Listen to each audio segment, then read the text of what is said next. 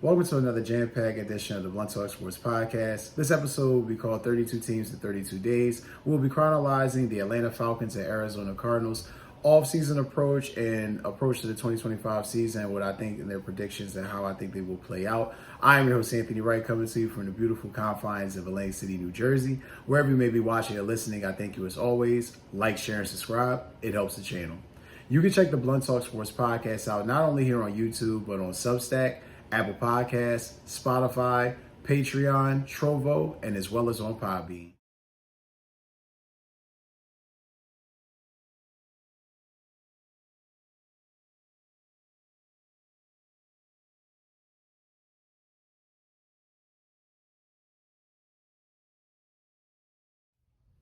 Don't forget to hit that like, share, and subscribe button. Thanks. And before we get started today, guys, we're going to definitely make sure we give a couple shout outs to a couple friends of the show.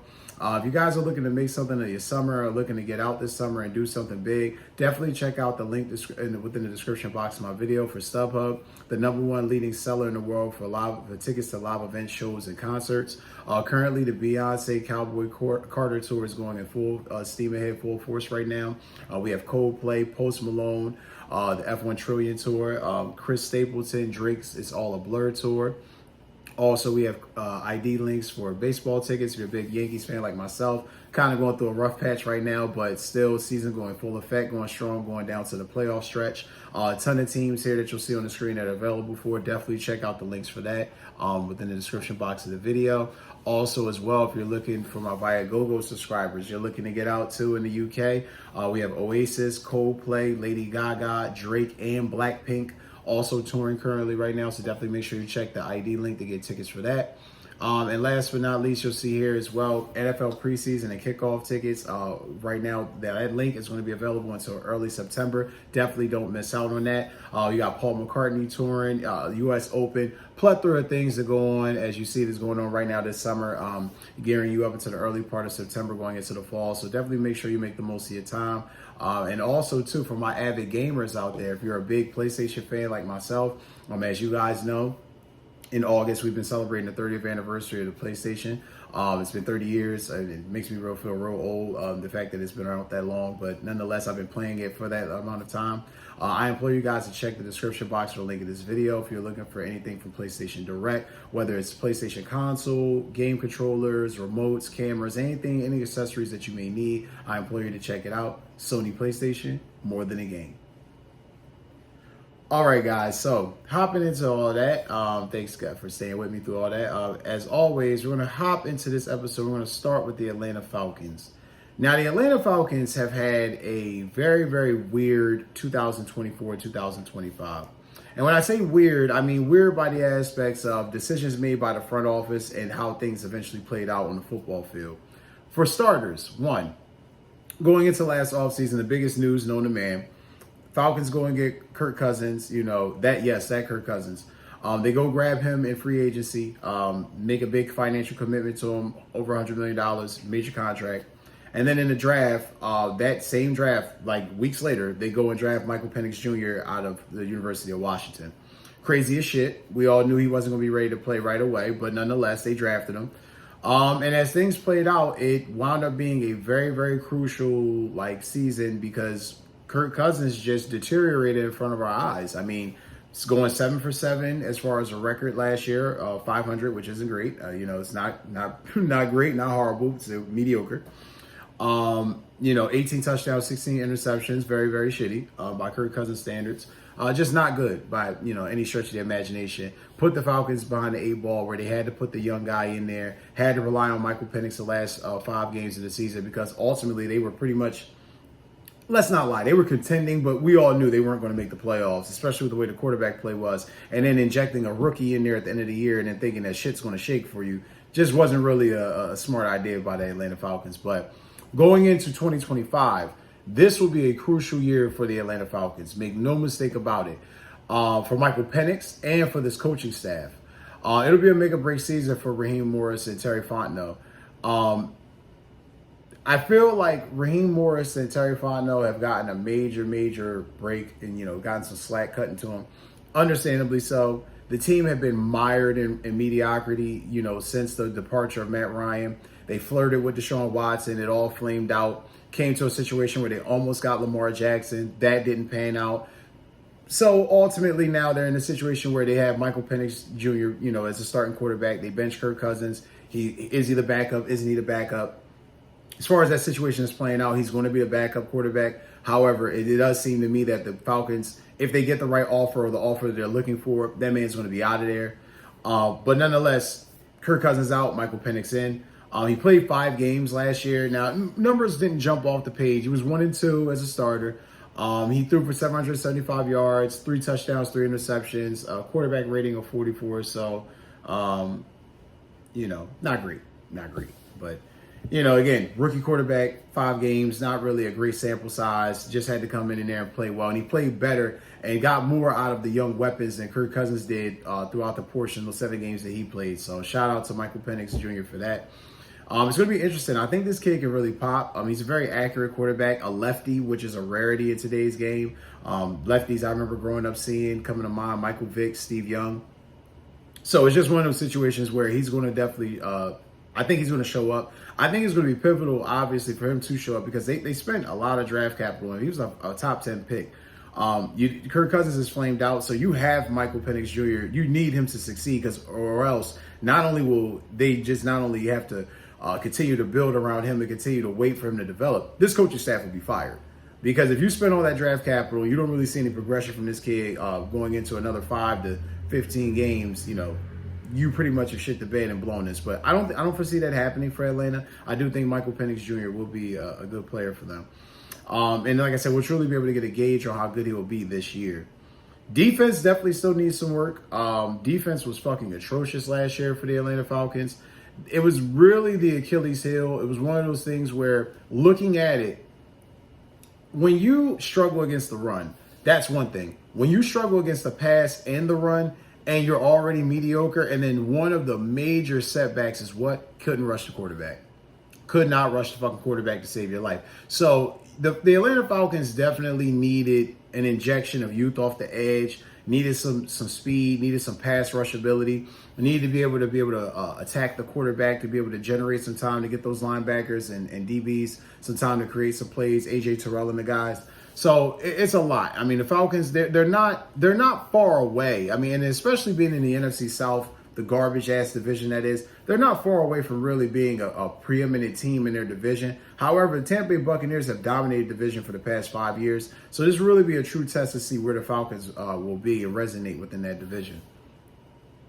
Going into the offseason, it was a situation where ultimately the Falcons, I mean, let's not kid ourselves. They didn't really have a plethora of money to spend. They had some moves that they had to make, but ultimately they were going into this offseason where let's monitor the cap. Let's make sure that we make some necessary requisite moves to put ourselves in position to compete, especially in a division, again, as previously mentioned, that's not that competitive. But let's be able to compete in the NFC period, because with Kirk Cousins being there, he didn't really help them too much as far as really, raising the game for them or rising this team up in the ranks of the NFC. Just really put them in a situation where they were kind of fucking average for the most part of the season. Looking at the offseason moves, though, like I said, you were able to grab Leonard Floyd, which I think was a huge addition. Needed him. Pass rush, we just spoke to that. You were able to grab Morgan Fox as well. Major free agent acquisition from the Chargers. Signed him on a 2-year deal. Thought that was fantastic as well. You can retain guys like Kadero Hodge, Mike Ford Jr., guys like that. But ultimately, Mike Hughes, but ultimately the Falcons knew they didn't really have a plethora of money to spend. They had to really retain guys, and they really needed to be able to bring some guys in off the edge to really compete, to put this team in the upper echelons of the NFC. And looking at the draft, as the draft played out, the Falcons got lucky from some of the capital that they got from the trades that they were able to make a year prior. They had, going into this offseason, they had 2 draft picks, 2 first-round picks. They were able to secure Jalen Walker, linebacker out of Georgia, and also be able to secure James Pierce, edge rusher out of Tennessee. The Jalen Walker pick, I love. James Pierce, I understand why they grabbed him. Do have some questions about him. Nonetheless, it shows you the commitment and the resources that they're putting into the defensive, edge position, the defensive line. They need their defensive line to pop. As we go further into the numbers here, You look at the offensive rankings, the offense wasn't really the problem for the Atlanta Falcons. They ranked 13th in points, they were 6th in yards, and 5th in passing yards. So ultimately, the offense was able to move. They didn't really have too many issues with that. However, defensively was really the issue. Defensively, they were 23rd in points, so you really couldn't stop people from scoring. 23rd in yards, so you really couldn't stop people from throwing or rushing, and then 22nd in passing yards. So be that as it may, very suspect. And then when you look defensively, rushing stats, offense, the Falcons were 10th in rushing. Defensively, were 14th. So 15th, excuse me. Not great at stopping the run. That's middle of the pack. You got to be better, especially if you really want to be a contending team in the NFC. You have to be somewhere in the top 10, top 12, top 15. Just not really enough to really stop teams. You'll be usually in shootouts in those type of scenarios.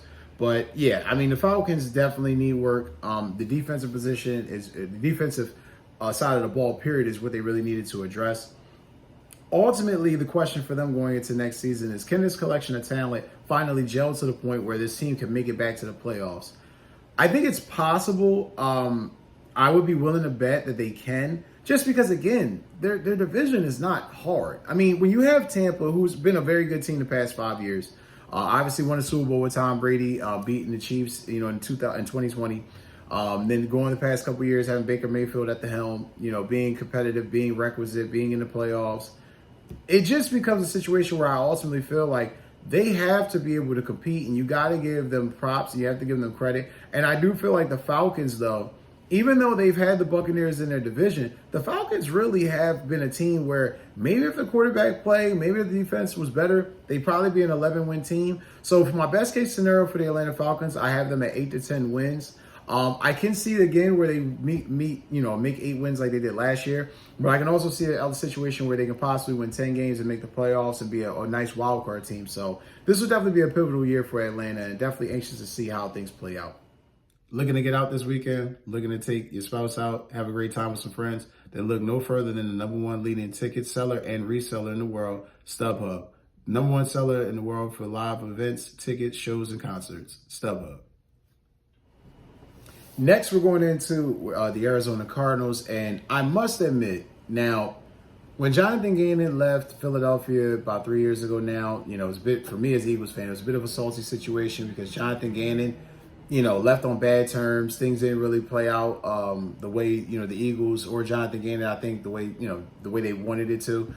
So be that as it may, the Eagles really, Jonathan Gannon, really had a great opportunity with the Cardinals. However, the cupboard was very bare. It was a situation where there was some talent. However, the team was very devoid. And in an NFC, a brutal fucking NFC West where you have to be able to compete, you have to be able to score points. It just felt like the Arizona Cardinals were falling behind. But looking at it now, 2 years later, you definitely see the progression within the team. You definitely see where they've made moves. You definitely see what they've done to get better. And you kind of feel like, I feel like especially, that this Arizona Cardinals team is a team that's on the rise and on the cusp of making noise in the NFC. Going into it, though, they experienced a lot of various injuries last year.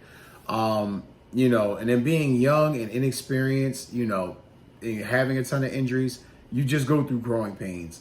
It put the team in a situation where they looked like they were going to possibly make a wild card late in the year or possibly compete for it, but with all those injuries and the way things played out, it just didn't work out in this scenario, in a situation that the Cardinals wanted. It wasn't advantageous enough for them. So they fell to 8-9.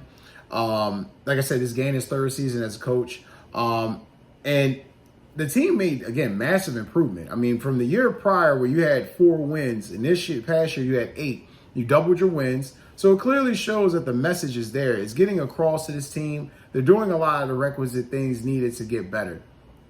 Although I feel there are some limitations, which I will touch on in a second, that could definitely hold this team back from being as successful as they can be. Now, I do expect this team again to make a leap into contention again this season. I feel like they have all the necessary pieces. They've done a lot of things right. I feel like Gannon has really done a great job of building a culture there in Arizona to put this team in position to be competitive and to win. That being said, what is going on with Kylermurray? Now, he's had a good offseason, been very quiet. Obviously no contractual issues, no real issues. But I just feel like if we're evaluating Kylermurray, we talk about a lot of guys. But if we're truly evaluating Kyler Murray, he has not lived up to the expectations of what we thought he would be. It's become a situation where he's good. He's not bad.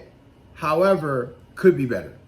However, could be in a situation where, okay, maybe you're in the top 10 of quarterback play. Maybe you're in the top 10 of where you need to be. And this team is so competitive and so dominant in the NFC, and especially in the NFC West, that you're no longer an afterthought. He just hasn't really reached that plateau yet. He's been accurate. He's throwing for good yards.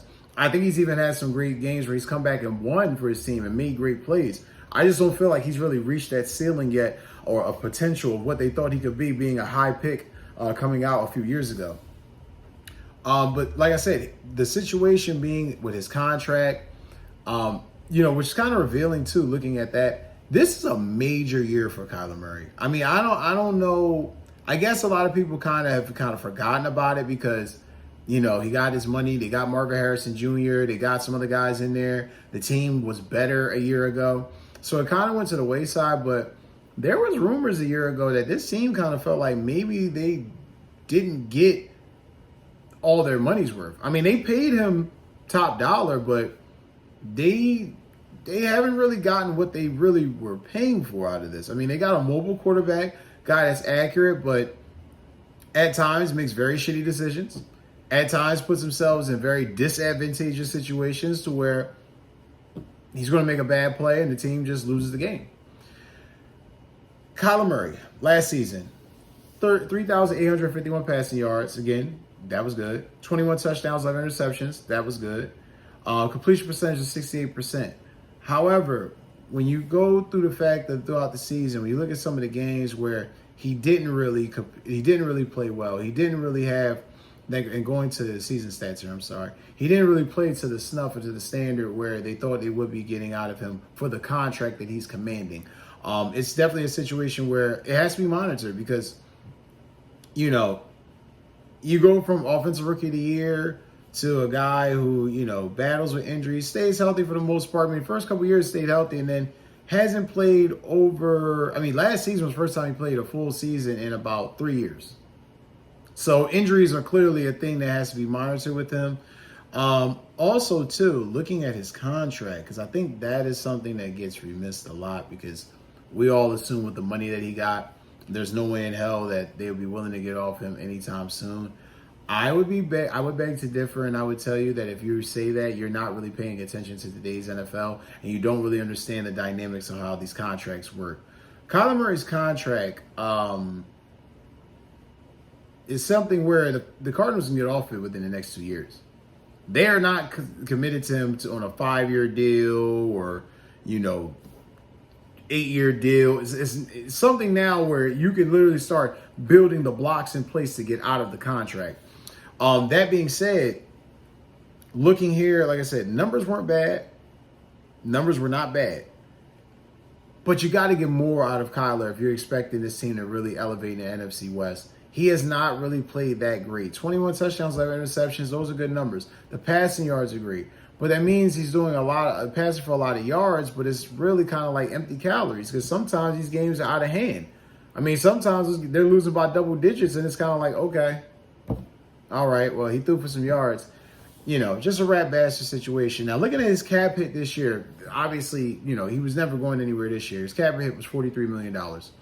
But as you go further into the contract, you start to see that, like I said, 2 years from now, they have an out. Now, he's technically an unrestricted free agent in 2029.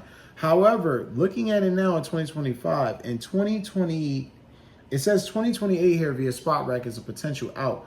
But looking at it, his roster bonus this year is around $11 million. Next year, it goes up to 17, drops back to 14 the year afterwards. However, within the next 2 years, if you're looking at the cap hit, after 2026, his cap hit is only counting for about 12% of the roster. So essentially what I'm saying to you is Kyler Murray has these next 2 seasons to prove that he can become elite or his ass is going to be out of there. I mean, he's received the bulk of the guaranteed money up front. Like I said, when he signed his contract, it was 103.3 million guaranteed at signing. A lot of that, 35.3 million, it was of his 2024 salary was also paid out with that too. 18 million of his 2025 salary is fully guaranteed March 17th. So again, what I'm talking about with as far as his contract is projecting a year or two from now, I do see that where if he does not become elite, if he doesn't really rise and, elevate his level of play to elevate this team to even win a fucking playoff game, I just don't see where the Cardinals can conscientiously keep him and think that this is going to help benefit them for the long run and fool their fans or sell that bill of goods that they have the guy of the future. The defense, though, is low-key the heartbeat of this team. I feel like the defense is definitely somewhere that is something that you can hang your hat on. They have gotten better each year that this team, that Gannon has been the coach of I was going to say defensive coordinator, a quasi-defensive coordinator. Nick Rowles is the defensive coordinator of the Cardinals, but he's been, again, this defense has gotten better every year that he's been, coaching the team. So got to give them credit for that. Going into the offseason, though, the Cardinals had to make a lot of moves. They knew they needed to really fill some gaps and fill some holes along the roster. Had a situation where they just didn't really feel like they had the depth that they needed going, into the season. Signed a lot of depth guys, Semi Fehoko, Dalvin Tomlinson, Michael Walker, Akeem Davis-Gaither, guys really that aren't really that well known. However, they're major signings going to free agency. Getting Josh Sweat, obviously the connective tissue being Jonathan Gannon, being Josh Sweat's coach with the defensive coordinator with the Eagles in the 2022 season, the Super Bowl year. Great season by Josh Sweat as well. So the connective tissue was there. Definitely see where that was definitely a great move. Also, they grabbed Jacoby Brissett. Need that backup quarterback position, as I previously stated. Kylermurray just played his first full season healthy in 3 years, so definitely need a solid backup quarterback who can come in and do the job. And then obviously you grab Evan Brown, guard, sign him on a 2-year deal. So you see the moves that the Cardinals are making, depth signings, getting some bodies in there, and getting some guys they know that can actually rush the passer. So definitely going to be a very, very pivotal season for this defense. Going into the draft, this I think was really the most crucial thing.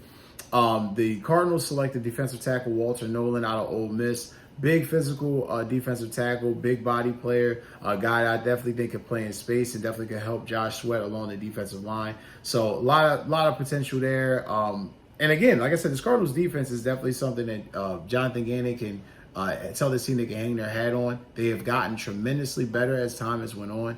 And then going into the rankings, offensively, got to be a little bit enthused. You were 12th in points, 11th in yards. So it shows you this team is not far away from making the playoffs. They were 18th in passing yards. So again, it goes back to what I was saying about Kylermurray. We had some mediocre games, had some games where he could have played better, didn't really play up to the level that he needs to be at for this team really to be in contention. Let's see here. Going a bit further, defensive rankings. 15th in points, 21st in yards. Again, coming from 2 years ago where this team was just absolute toxic waste as far as a defensive, football unit, major progress. 14th in passing yards, so middle of the pack. Got to get better there. But when you're looking at it, offensive rushing yards, John Connor and Kyler Murray, the rushing attack that they have there, and using DeMarco too, the running back DeMarco, they were 7th in yards, so you got to give the Cardinals credit for that. That rushing attack has been a staple since Kyler Murray has been there in the offense. Also, though, defensively, the Cardinals rank 20th. So when you rank 20th against run defense, it shows that you struggle in some areas. You're good at possibly rushing the passer and getting some, 3 and outs here and there, but consistently they struggle. So defense being the heartbeat of this team has to get better for this team really to be able to compete and really make some headway in the NFC West. And essentially the major question is, can the passing game elevate enough to put the Cards in the playoffs? I believe they can. I believe Kyler Murray has gotten better each year. Completion percentage is always pretty good. He throws for a lot of yards.